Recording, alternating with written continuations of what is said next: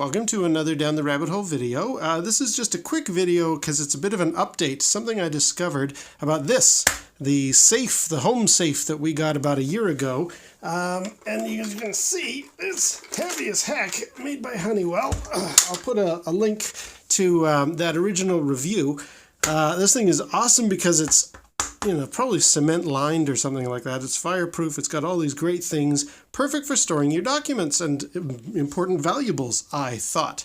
However, a little while ago, I was looking for one of the documents that's in here, and having not actually opened it for a while, I was a little bit concerned because when I did in fact open it, let's do that right here, I discovered, now here are the papers. I've turned them over because obviously, these are important documents that I don't want to be blasting all over YouTube. But I was trying to find this particular document here, and I don't know if this is coming out, but this is like almost rotten, soft stuff. Like, it's gone damp. And same with the other document, the other paperwork here that's all inside. It's all like really, it's probably not coming through in the video, but these things are limp and almost wet. It's like they've gone soggy or something. So now that's bad enough for the paperwork that's in here, but at least the paperwork's somewhat legible, readable. So it's not like having ever so slightly damp papers is a big deal. Except those who have watched that original video know that it wasn't just papers that I kept in this safe. I actually also had these. My blue Snaggletooth and Yak Face action figures stored inside this thing.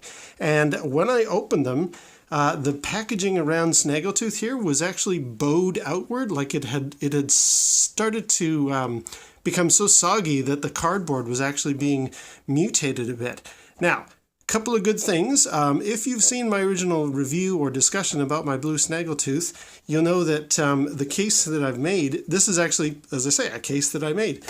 It was originally just some electronic parts or something like that. You can see Snaggletooth himself is just loose inside there, and if I just lift that off, there he is in all of his glory.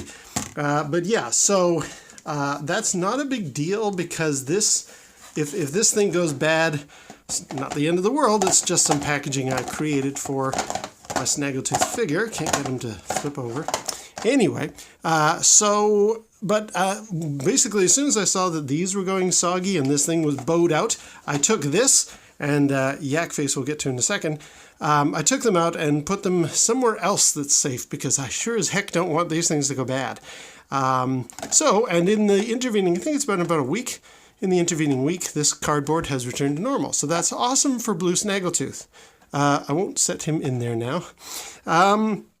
The big one that I was worried about is Yak Face, because this is the original card back on here. And I thought, oh no, if Yak Face has somehow warped or gotten soggy or something like that, I'm in big trouble. Or, well, I'll just be annoyed at myself more than anything else. But luckily, it has returned. It never was bad. It wasn't as bowed out as blue Snaggletooth.